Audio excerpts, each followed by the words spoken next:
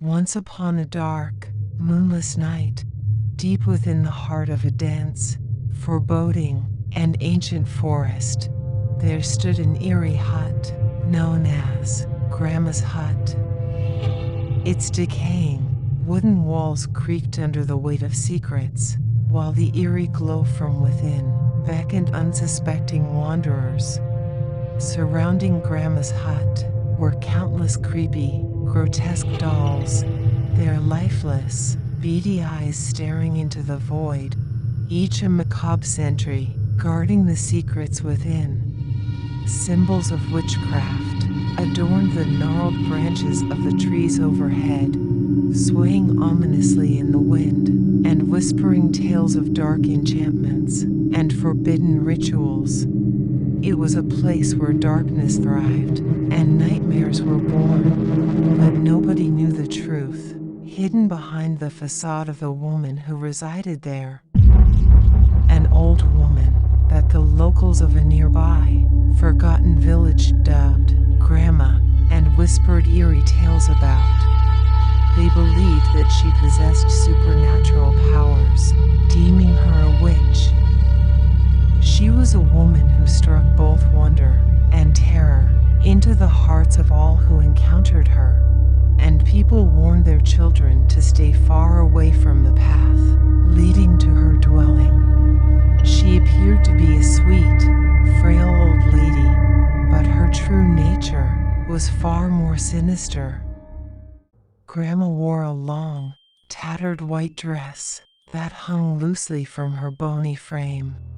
Her long, gray hair cascaded down her hunched back, partially concealing her one blind eye that gleamed with a chilling intensity, and her wrinkles that seemed to tell stories of forgotten nightmares.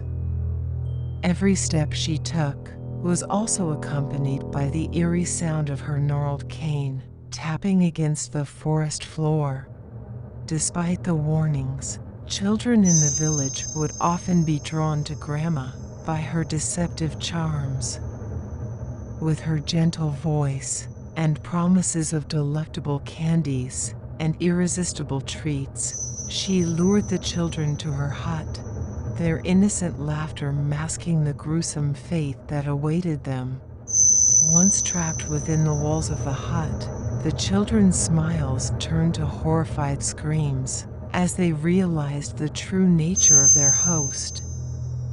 Gramma, with a twisted grin on her wrinkled face, reveled in their terror. Gramma would end their lives, one by one, their anguished cries echoing through the desolate forest. With her wrinkled hands, she would suffocate the innocent victims, stealing away their last breath. Gramma's gruesome deeds did not stop there. Skinning the children, she would separate flesh from bone, carving their tender remains like a butcher. Blood would stain her hands, and like an unholy painter, creating a morbid masterpiece, Gramma reveled in the gory spectacle. Chopping their small bodies into tiny, bloody pieces, she would add them to a bubbling cauldron, joining a sickening stew of human flesh, and mixing their innocence with a wicked blend of herbs and spices. The scent of their remains would drift through the forest, a haunting reminder of the unspeakable horrors taking place within Gramma's hut. The night would stretch on, with Gramma relishing in her dark feast, savoring each morsel of her vile creation, relishing the taste of innocence and the power it bestowed upon her wicked soul. Her twisted desires and unquenchable hunger drove her to commit unspeakable acts. The depths of her depravity were known only to the dark forces that embraced her. And so, Gramma's hut became a place of terror, a cautionary tale whispered among the villagers, who dare not venture near. Children continue to be warned of her beguiling facade, a reminder to resist the call of her candy-coated promises.